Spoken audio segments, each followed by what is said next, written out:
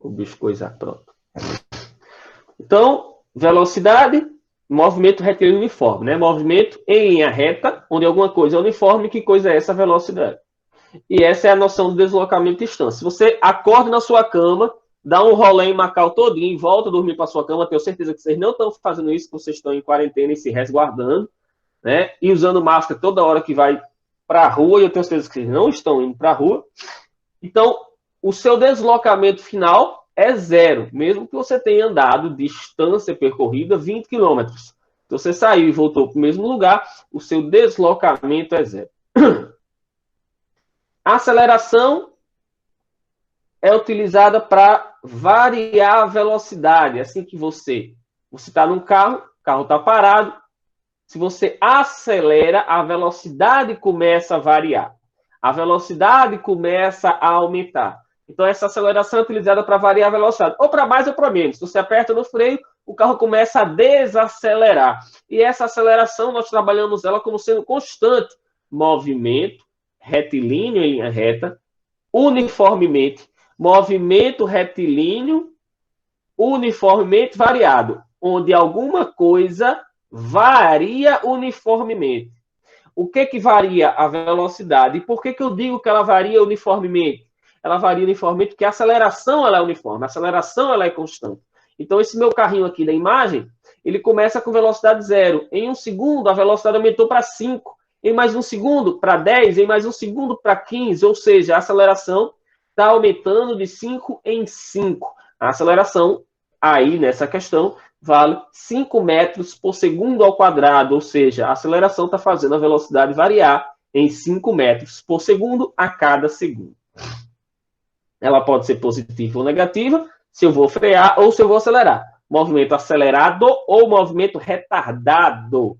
E aí nós temos a equação do movimento retilíneo uniforme, a equação do sorvete, S igual a S0 mais VT. Essa equação do sorvete eu apresentei para vocês. É a mesma equação da velocidade, a mesma, só escrita de uma forma diferente. Essa é a equação da aceleração, ΔV sobre ΔT. Tá? Lembrando que eu vou disponibilizar essa aula, tá certo, galera, no YouTube. Depois eu vou só cortar algumas coisas, editar um pouquinho ela, para ela não ficar tão longa, e eu vou postar lá. Falei para vocês das proporções de Galileu, e as proporções de Galileu é o seguinte: ele percebeu, ele estava fazendo um experimento com um plano inclinado, ele percebeu que quando soltava uma bola, essa bola ia descer de acordo com a aceleração da gravidade, que puxa ela para baixo. E essa aceleração é constante. Então ele notou que sempre que um corpo ele é acelerado com uma aceleração constante, as distâncias percorridas por esse corpo a cada segundo são proporcionais aos números ímpares. E aí ele fez essa equação aí, ó. Se no primeiro segundo uma bolinha percorre uma distância d, no próximo segundo ele vai percorrer uma distância 3 vezes maior. E no outro segundo uma distância 5 vezes maior. E assim por diante, proporcional aos números ímpares. Quando eu solto uma bolinha de uma certa altura em queda livre, essa bolinha percorre no primeiro segundo 5 metros. No próximo segundo, ela vai percorrer 5 vezes 3, 15 metros. E depois, 5 vezes 5, 25 metros. E assim por diante. Isso foi observado por Galileu Galilei. E isso é muito legal. E aqui são as equações do movimento retilíneo uniformemente variado. Que é a equação vovô ateu, ou vou voltar à tarde, ou vovó aguenta tudo. A equação do sorvetão, ou se só você tá meio acanhado, toma duas. Quem diz isso é o professor de física chamado Pachecão. E a última, que é a equação de Torricelli, que Pachecão diz que é vovô, vovó, mais duas amigas na cabana do Cheshire, né? É a equação do movimento uniformemente variado. Lembram? E aí nós paramos. Onde nós paramos? Nós paramos quando eu tinha passado para... Sim, falamos sobre os gráficos, eu trabalhei com vocês os gráficos, né? Inclusive, eu vou postar para vocês, já postei lá, mas eu vou mandar um link de uma aula que eu dei sobre análise de gráficos, tá? Para vocês relembrarem, porque isso é muito importante. Vou colocar lá no Google Sala de Aula. E aí a gente tinha passado uma atividade, né? Tinha passado um trabalho para vocês. Só que com essa pandemia cabarezou tudo, ficou tudo muito complicado. E aí, enfim, não tem como a gente fazer o trabalho. Eu pensei em depois, lá para frente, vocês... Meu Deus, os cachorros estão latindo aqui. Peraí.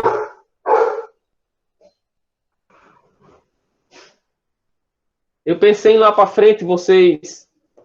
a gente fazer esse trabalho, vocês gravando, tá? E publicando, e a gente coloca no Google Sala de Aula as gravações, e a gente vai avaliar pelas gravações, tá? Mas eu vou amadurecer ainda essa ideia e a gente depois volta a falar sobre isso. Mas por enquanto a atividade está suspensa, certo? Vamos lá. Estão acompanhando os slides? Sim. Oh, yes. Beleza. Então, o que a gente vai falar? Impulso. E depois, na sequência, nós vamos falar sobre quantidade de movimento, que eles estão ligadinhos, tá certo? Só que eu coloquei separado como sendo outro tema da próxima aula. Nessa aula vai dar para a gente trabalhar a parte de impulso. O impulso é um conceito... É o que vocês entendem literalmente por impulso. O que é impulsionar um movimento? Iniciar um movimento. Vou me irritar aqui, peraí. O que é impulso? O que é dar um impulso? É começar um movimento. Por exemplo, se você vai começar a correr, você tem que dar um impulso. Nas provas de atletismo de 100 metros rasos, por exemplo, os caras largam abaixados para poder ganharem mais impulso, consequentemente saírem com a maior aceleração. Quando você vai fazer uma prova de natação que você salta da plataforma, você salta abaixado para ganhar mais impulso e para poder atingir uma distância maior. O impulso ele está relacionado com tudo no nosso dia a dia. Quando você vai saltar, alguém consegue saltar sem dobrar os joelhos? Vocês já tentaram saltar, pular sem dobrar os joelhos? Tentem agora. Levanta aí, tenta pular sem dobrar os joelhos. Você vai ver que você não consegue. Porque para você conseguir saltar, é necessário que você dobre, flexione os seus joelhos para poder você ganhar. Quanto mais você dobra os joelhos, maior o impulso que você recebe na hora de saltar. Quando você vai, por exemplo, num jogo de vôlei, você vai bloquear alguém, o cara que vai bloquear, ele abaixa e dá aquele salto bem grande. Isso é impulso, tá certo? Então, o impulso está relacionado com força e está relacionado com o tempo que você aplica essa força. Por isso que você tem que se abaixar bastante para isso daí. Quando, por exemplo, alguém está... Mas é para testar mesmo, tá, galera? O que eu falo é para vocês testarem mesmo. Porque senão não é válido, né? Quando alguém está no balanço, aí seu amigo cheguei, me dá um empurrãozinho aqui, né? Alguém me ajuda aqui. E aí você vai dar um empurrão no balanço do seu colega. Note o seguinte, eu posso dar um empurrão, botando força, empurrando ele, isso tudo aqui, como eu posso fazer só isso aqui, ó, rápido, botando a mesma força, até mais, mas bem rápido.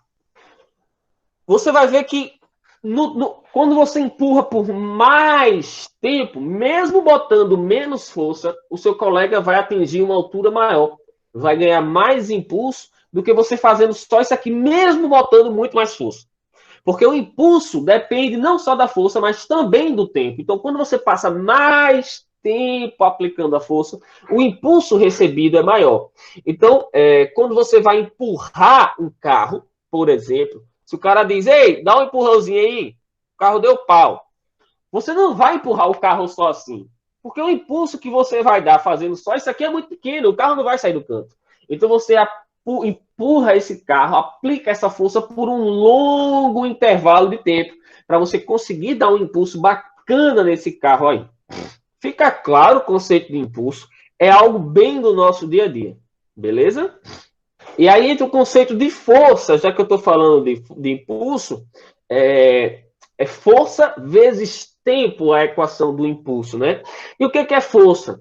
Força é uma ação que é responsável por mudar o estado de um corpo.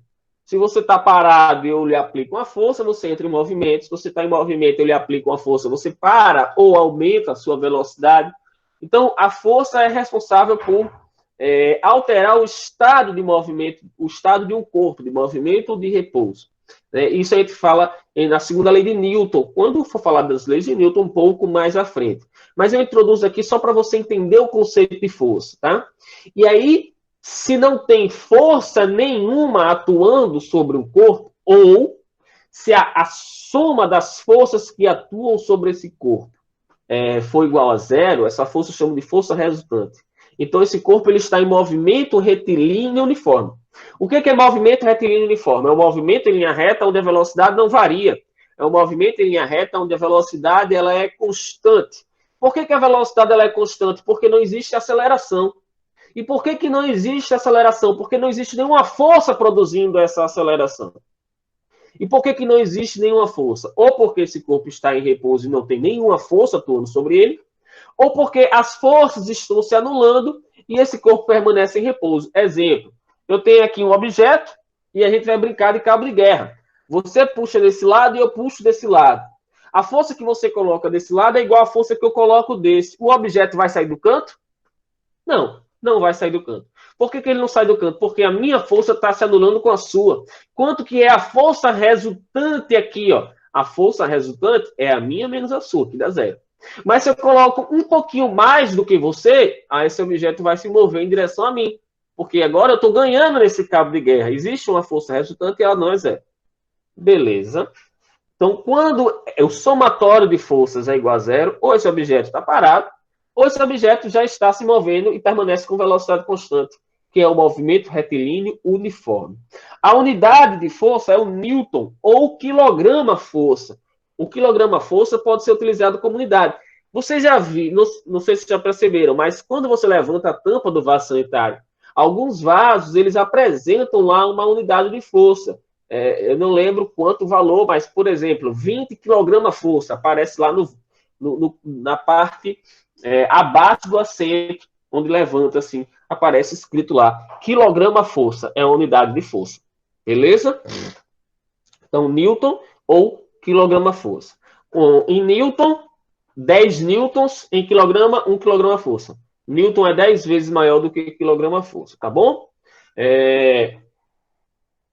Conceito de força só para introduzir essa parte de impulso. Depois a gente aprofunda. Então, aqui eu tenho impulso. Oxi, é isso mesmo. Canhões, armas. Vamos primeiro pelas armas. Existem, vocês que jogam muito no computador aí, né? Vocês sabem que, e quem assiste muito filme, existem as armas de longo alcance, existem as armas de curto alcance.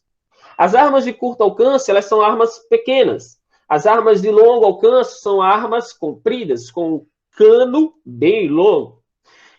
Basicamente, qual é a diferença entre elas, né? Por que a arma de longo alcance tem um cano comprido? A arma de curto alcance tem um cano curto. Como é que funciona a arma, né? Você dispara, na hora que você dispara, vai haver uma explosão na câmara, vai haver a queima da pólvora, dessa queima da pólvora ocorre uma explosão. Bati aqui, bufo. Aqui é o barulho do revólver, tá? Bufo. Aí, houve uma explosão aqui, ó. Dessa explosão, a explosão faz com que essa munição seja projetada para frente. Houve a explosão, aí por ação e reação, que é uma lei de Newton, essa bala ela é jogada para frente. É tanto que essa bala é jogada para frente e a arma é jogada para trás, né? É o coice da arma, ação e reação. Então, eu tenho essa bala sendo jogada para frente. Aí, presta atenção. A força criada dessa explosão, a força criada na hora dessa explosão, vai interagir nessa munição da minha arma durante esse intervalo de tempo que ela estiver dentro da minha arma. Minha arma tem esse tamanho. Então, bufo, houve a explosão. Aí a bala interagiu durante esse tempo aqui e ela saiu. Se é uma arma pequena, o tempo que ela vai interagir, o tempo que essa força vai estar empurrando essa munição dentro da minha arma é pequeno. Já quando eu tenho uma arma grande,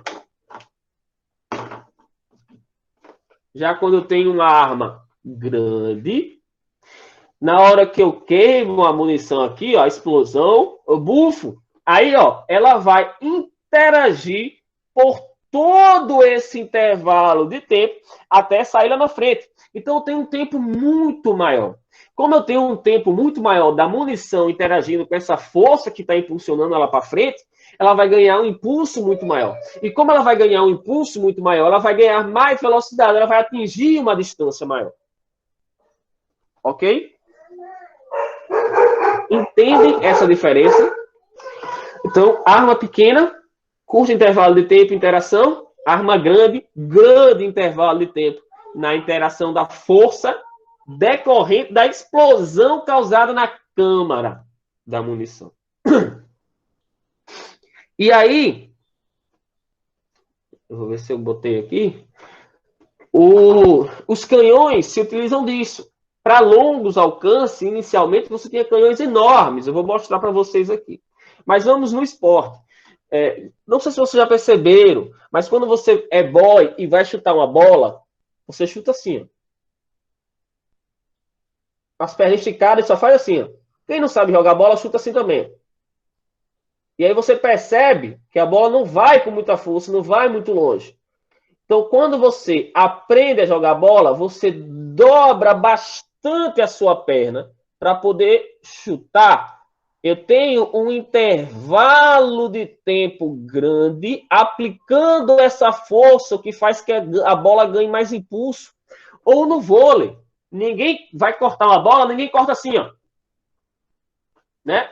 Você tem todo o movimento de braço que aumenta o impulso que a bola recebe. E com isso faz com que a bola saia com mais velocidade. Então, isso eu não estou variando a força, eu estou variando o tempo de interação da bola. O tempo de interação da força aplicada na bola. Ok? Aqui o canhão que eu ia mostrar para vocês. Esse canhão chamava-se Dora. Esse canhão chamava-se Dora. O Dora era um canhão da Segunda Guerra Mundial alemão. Existem outros canhões também, o Gustav, tá certo? Dora Aventureira. Era perigosa, viu? Dora era um terror, porque Dora, ela conseguia acertar. Eu fiz um post sobre isso há algum tempo no Physics em Mãos, está lá embaixo, está bem longe. Depois eu vou tentar achar e mandar para vocês, tá? Só essa parte do canhão, ela tinha 32 metros e meio de comprimento. Era algo gigantesco, mas o que é bacana, os alemães, eles perceberam que quanto maior fosse o cano, maior seria o tempo de interação da força e maior seria o impulso e maior seria o alcance. Então, quando chegava aonde não dava nem para ver a cidade, e o Dora já estava bombardeando a cidade, então a galera ficava louca com isso, né? Só que o problema, ele era muito pesado, muito, muito, muito, muito pesado. Então, ele tinha que ser transportado em trilhos. Ele saía construindo os trilhos na frente do Dora, e aí saía andando com o Dora. E era complicado, porque movia muita gente, era bem complicado. E aí, quando a Alemanha perdeu a guerra, eles saíram destruindo todos os canhões que eles tinham, para não cair nas mãos dos inimigos, né? Então, perdeu-se isso daí. E outros também da Primeira Guerra Mundial, também eles já tinham os canhões bem invocados. Então, esse canhão aí, ele era o terror junto com o Gustav, tá certo? Tem pouca coisa dele na internet, porque, como eu falei, eles foram destruídos. Mas é bem legal. Um tenista, para poder bater na bola, também tem um tempo de interação grande. Deixa eu só anotar aqui para eu não esquecer de mandar para vocês, tá certo? Deixa eu compartilhar aqui com vocês. Ó, muito bem, já foram pesquisar, né, sobre Dora. Fico feliz. Muito obrigado aí, viu, pela ajuda.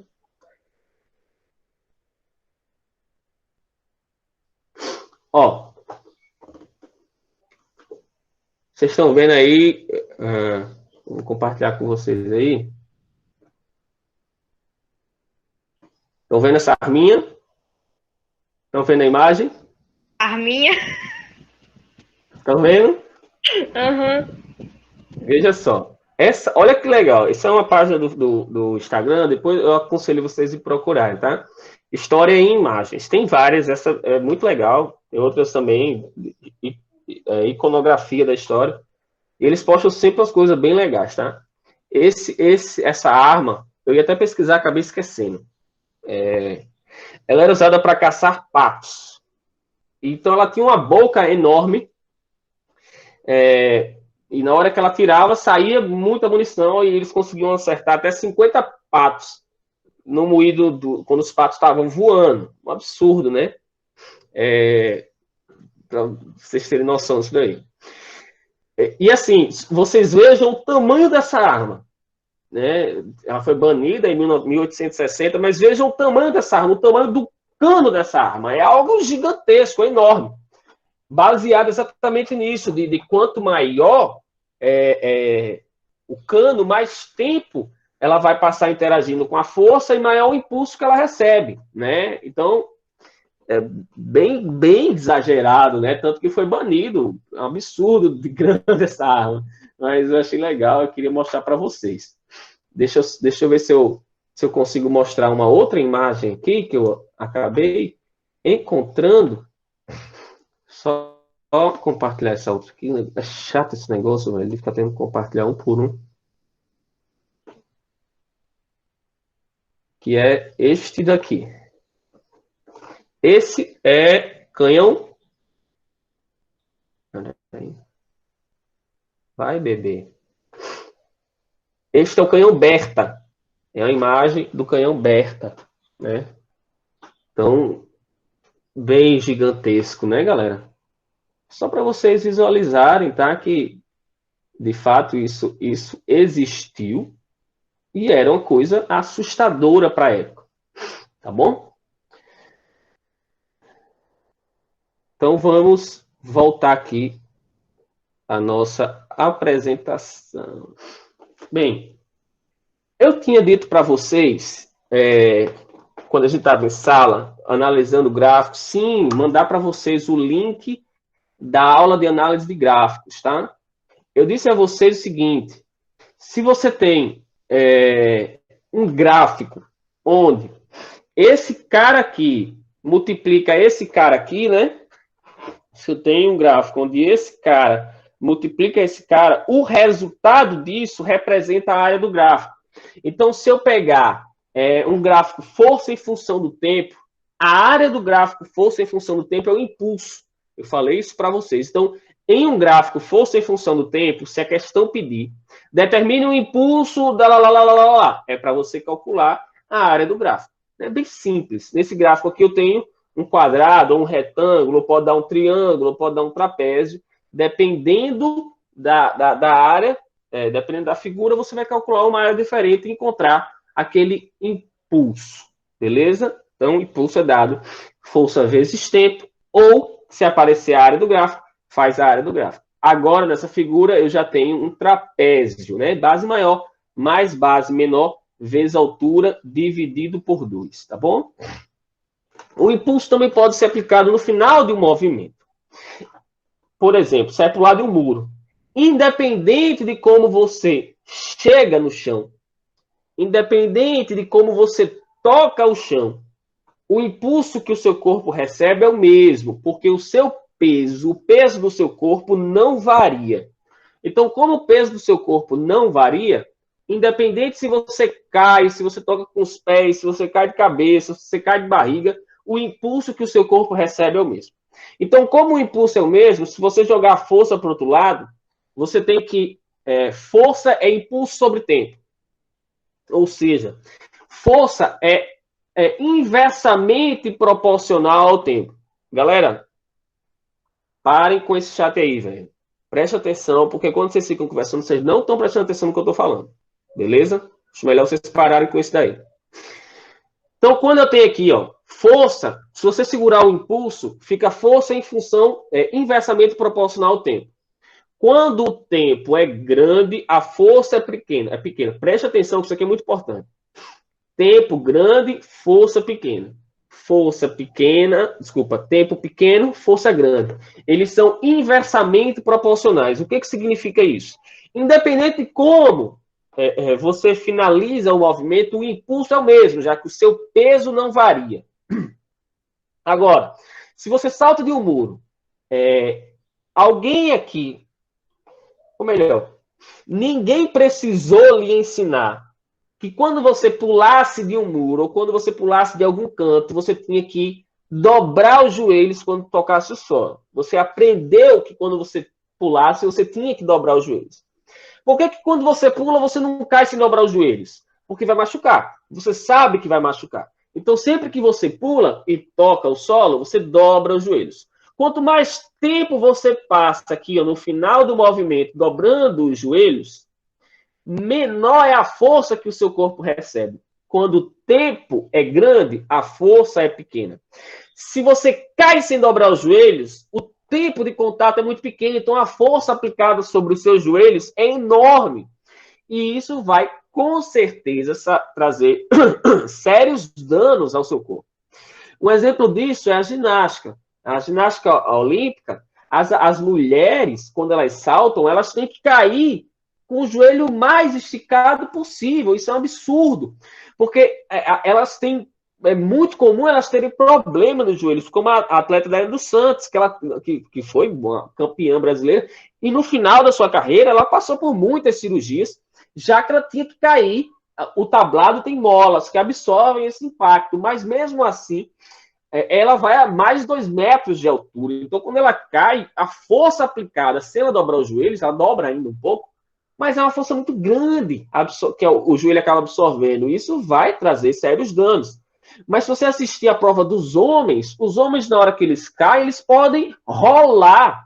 Eles chegam a rolar, então é um absurdo. Por que as mulheres não podem rolar? Né? Então, os homens podem rolar, isso faz com que a força aplicada no corpo deles seja bem pequena. Que é o que acontece nessa figura, chamado parkour, esse esporte. Os caras saltam de um prédio para o outro, do muro para o chão, enfim. E eles não sentem danos no corpo, porque quando eles caem, eles rolam. Então, a força aplicada no corpo deles é muito pequena. Que é o que acontece no airbag. Quando você colide sem airbag, você vai colidir diretamente no volante do carro, por exemplo, ou no para-brisa. Então, a colisão vai ser direta no volante, o tempo de colisão vai ser muito pequeno. A força aplicada sobre o seu corpo vai ser enorme. E isso vai certamente trazer sérios danos. Quando o seu carro tem airbag, você colide com essa bolsa de ar. Você vai colidir com a bolsa de ar. Essa colisão leva um tempo grande.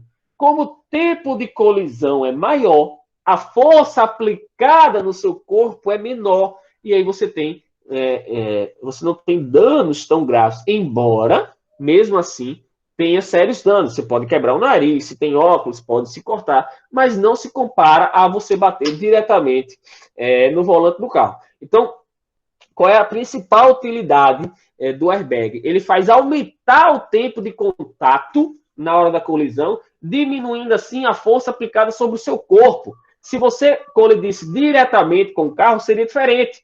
Tempo de colisão pequeno, força aplicada sobre o seu corpo grande. Beleza, galera? Isso é muito importante.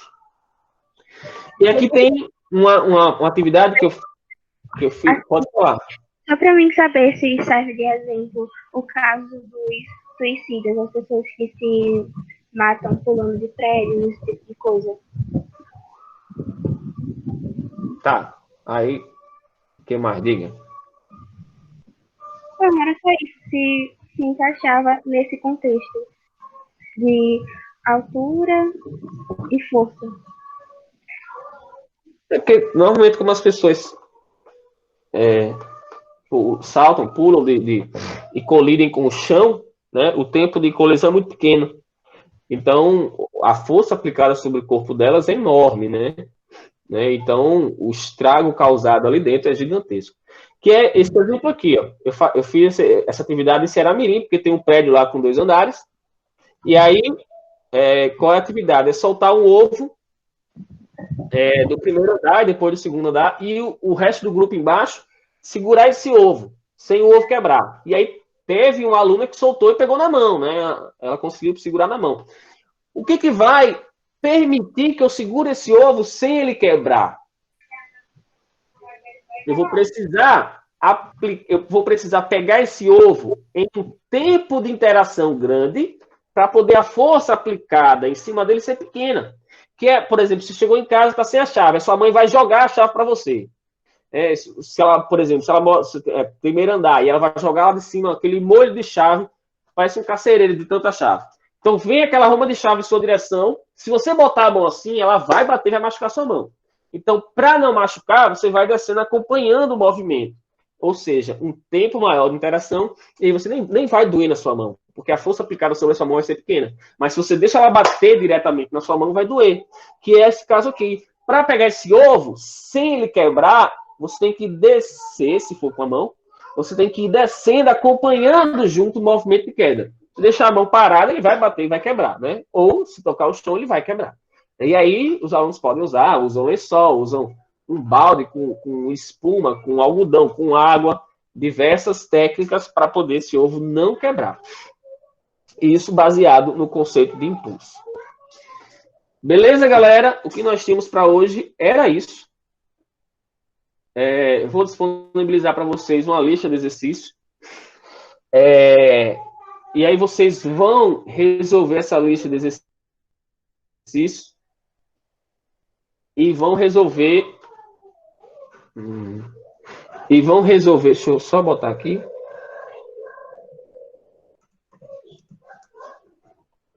E vão resolver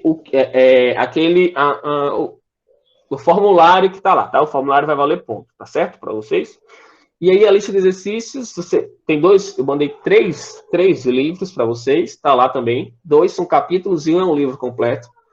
E aí vocês podem conversar comigo pelo sala de aula ou pela turma, tá? Ou mandar mensagem no meu privado, que aí eu vou tirando a dúvida de vocês, eu vou ajudando vocês, tá certo? Qualquer necessidade, vocês falem. Qualquer dúvida, vocês falem. Que eu tiro um tempinho para a gente resolver as questões e mando no grupo, ou a gente faz um cap aqui rapidinho, tá certo, galera? O que tínhamos para hoje era isso. Então, se quiserem, tá, Joyce? É só falar, a gente marca um horário. Normalmente os últimos horários de vocês são livres, né? A gente marca um horário, tá certo? E aí a gente faz, tá bom? De resolução de questões, certo? Ou eu posso fazer uma gravação resolvendo a lista de exercícios e publicá-la no YouTube. Pode ser também. E aí vocês usam como o centro de aprendizagem. Beleza? Alguma pergunta? Já fez a frequência? Chamada, sei lá, como é que fala? Já. Eu tirei um print e com o nome de vocês, tá? Tá aqui já. 29 pessoas. E é o que nós temos nesse momento. Ok? Um beijinho para vocês. Fiquem com Deus e até próxima sexta-feira.